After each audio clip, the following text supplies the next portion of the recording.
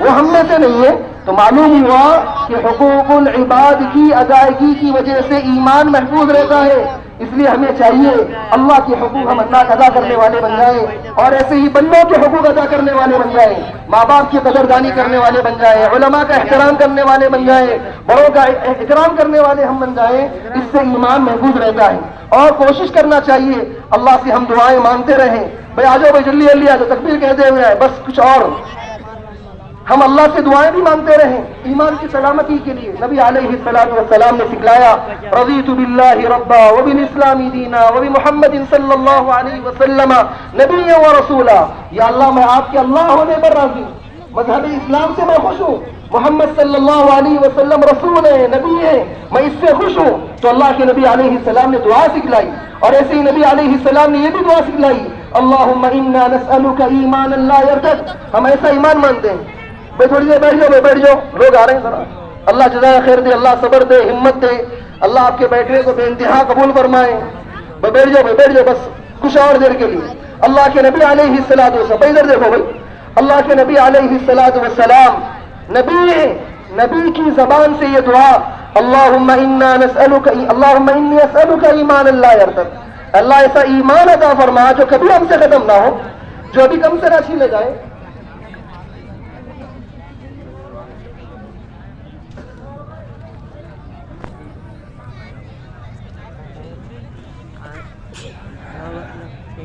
بھائی آ جاؤ، بھائی آ جاؤ، بیٹھ جاؤ 2 منٹ، بس تھوڑی دیر اور۔ اللہ 1 سیکنڈ کا انعام دینے والے ہیں انشاءاللہ العزیز۔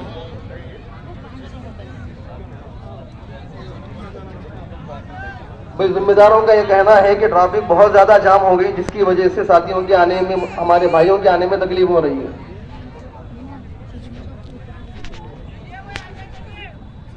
بھائی وہی ٹریفک کا مسئلہ ہو رہا ہے جس کی وجہ سے دشواری ہو رہی ہے۔ تھوڑی دیر بس، اور اتنی دیر ہم بیٹھے ہوئے ہیں، اور تھوڑی اور دیر سے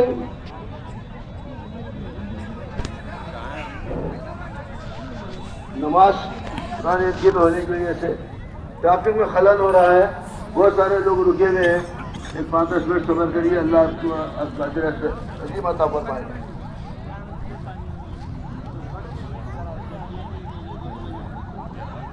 میں یہ کہہ رہا تھا کہ ایمان کی حفاظت کے لیے دعاؤں کا اہتمام ہونا چاہیے۔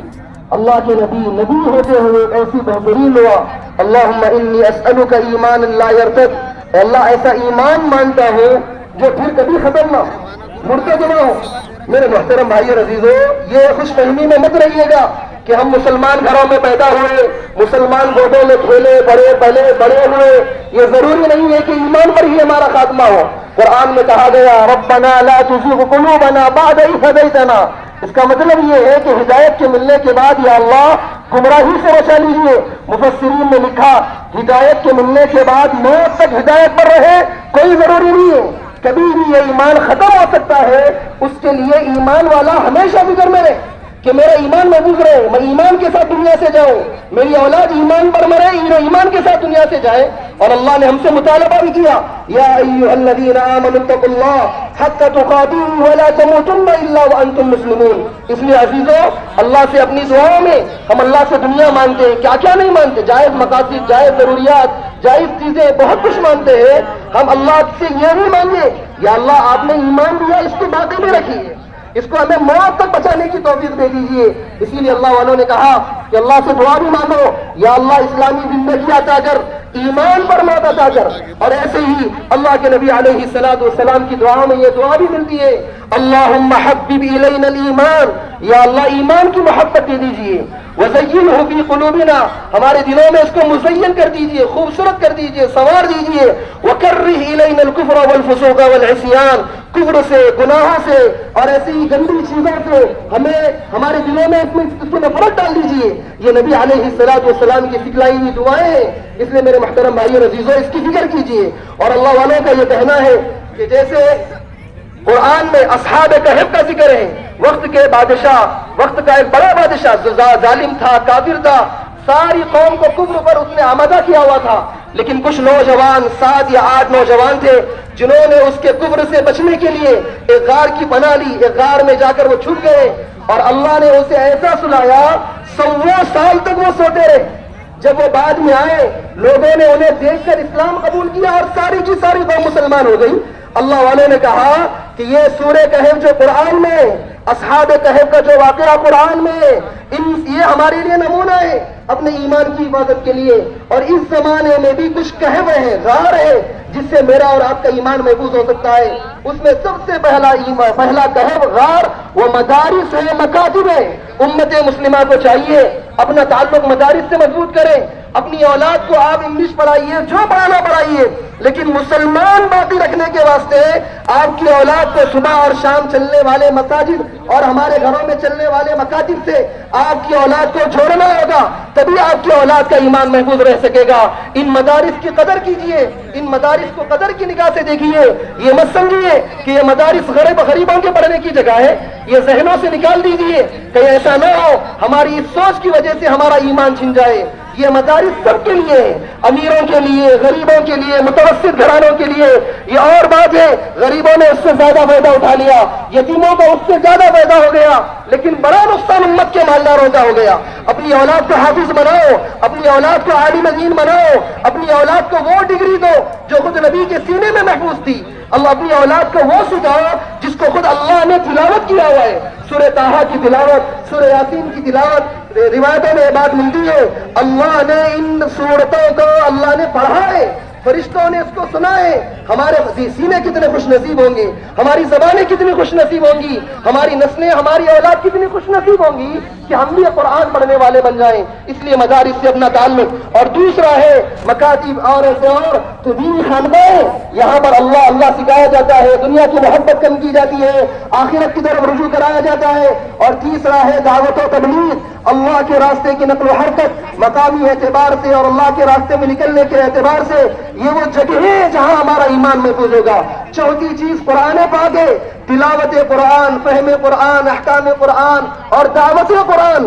یہ وہ چیزیں ہیں جس کے ذریعے سے ایمان ہمارا محفوظ ہوگا. اور پانچویں چیز حرمین کی زیارت. ہر ایمان والے کو یہ شوق ہو کہ میں اللہ کے گھر کا دیدار کروں. ہر ایمان والے کے اندر اتنی محبت ضرور ہونا چاہیے. ہماری زندگیوں میں لاکھوں روپے ہم نے کمائے، کبھی لاکھ 1.5 لاکھ کا سفر ہم نہیں کر سکے. یہ ہمارے لیے بدقسمتی ہے. نبی سے محبت ہے لیکن روضہ رسول پر جانے کا کوئی شوق نہیں ہے. یہ کیسی بے حسی ہے بھائی. ہمیں چاہیے کہ ہم 1.5 لاکھ کی جمع پونجی کر کے اللہ سے مانگ کر بچت کر کے حرمین کی ہم زیارت کرنے والے بنے. ان حرمین کی زیارت سے بھی اللہ ایمان بچا لیں گے. اس لیے کہ حدیث میں ہے اللہ کے نبی علیہ الصلوۃ والسلام نے فرمایا کہ دجال حرمین کے علاوہ کہیں اور جا سکتا ہے لیکن حرم میں داخل نہیں ہو سکتا ہے. تو اس اعتبار سے بھی اللہ والوں نے، علماء نے کہا کعبۃ اللہ مدینہ منورہ یہ بھی ایک کہف کے مانند ہے. اس لیے میرے عزیزوں ہمیں چاہیے کہ ہم اپنے ایمان کی حفاظت کی فکر کریں. اور آخری بات، ہم سب جانتے ہیں اس وقت ملک ہندوستان میں حکومت کی طرف سے مسلمانوں پر آئے دن کچھ نہ کچھ ایسے قوانین آتے ہیں جس کی وجہ سے ہمیں تکلیف ہوتی ہے. CA/NRC کے تعلق سے ہم بہت زیادہ شعور میں تھے اور ہمارے احتجاجوں، ہمارے جلوسوں اور ہمارے نعروں کی وجہ سے الحمدللہ وہ چیز نظام رک گیا.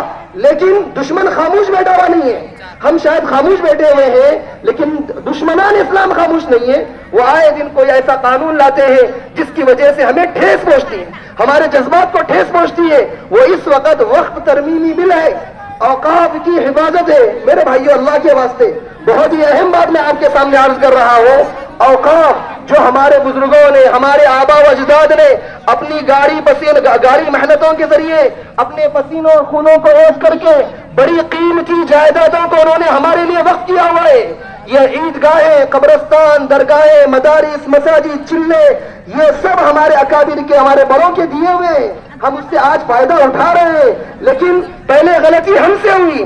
ہم مسلمانوں نے اوقاف کو نوچا، چھینا اور نہ جانے کیا کیا اس کے ساتھ ظلم کیا. پھر دشمن بھی ہوشیار ہو گیا اور اس نے بھی ایک قانون بنایا وقف ترمیمی بل کے تعلق سے کہ اب مسلمان اوقاف کا مالک نہیں رہے گا، ہم اس کی نگرانی کریں گے، ہم اچھی زبردست فیسلٹی دیں گے، ہم بہترین نگرانی کریں گے. اس نام پر وہ مسلمانوں کے خلاف ایک قانون لایا ہے اوقاف کے تعلق سے. لیکن ہم سب مسلمان اس اوقاف کے قانون کا ہم انکار کرتے ہیں. ہم اس کا بائیکاٹ کرتے ہیں، اور جب اللہ جزائے خیر دے ہمارے بڑوں کو، ہمارے مسلم برسول اللہ کے علماء کو، ہمارے مسلم رہنماؤں کو، ہماری دینی تنظیموں کو، وہ اس وقت سے لے کر آج تک مسلسل اس کوشش میں ہے۔ ابھی گزشتہ جمعہ آپ نے دیکھا ہوگا مساجد میں سیدھے ہاتھ پر کالی پٹی باندھی گئی، خاموشی کے ساتھ مظاہرہ کیا گیا، اور اس مظاہرے کو جاری رکھنا ہے۔ میرے بھائیو، ایک بڑی اہم بات ذرا غور سے سنیے گا، ابھی عید کے 2 یا 3 دن کے بعد پارلیمنٹ میں پھر دوبارہ اس بات پر بحث ہونے والی ہے، اور دشمن کی پوری کوشش ہے کہ وہ اوقاف کو پاس کرنے کی وہ کوشش کر رہا ہے، لیکن ہمارے اکابر ہر ممکن کوشش کر رہے ہیں کہ وہ اس بل کو روکیں۔ اللہ انہیں ان کوششوں میں کامیاب فرمائے اور ہمیں ان کا ساتھ دینے کی توفیق عطا فرمائے۔ سوچنے کی بات ہے، من لم یہتم بامور المسلمین فلیس منا، مسلمانوں کے اہم ضروریاتی مسائل میں اگر ہم اپنے بڑوں کا، اپنے اکابر کا اگر ہم ساتھ نہیں دیں گے، ہمارے قبرستان محفوظ نہیں رہیں گے۔ آپ اچھی طریقے سے جانتے ہیں یہ بات، ایک قبر کی جگہ کے لیے کتنے ہزاروں روپیہ میں خرچ کرنا پڑتا ہے۔ اگر اوقاف پر اگر وہ لوگوں کا قبضہ ہو گیا تو ایسی عید کی نماز بھی ہمارے لیے مشکل ہو جائے گی، قبرستان میں مردوں کو دفنانا بھی ہمارے لیے مشکل ہو جائے گا، اور نہ جانے کیا کیا ہو سکتا ہے۔ بلکہ تجربہ کار لوگوں کا کہنا ہے اوقاف کے تعلق سے جو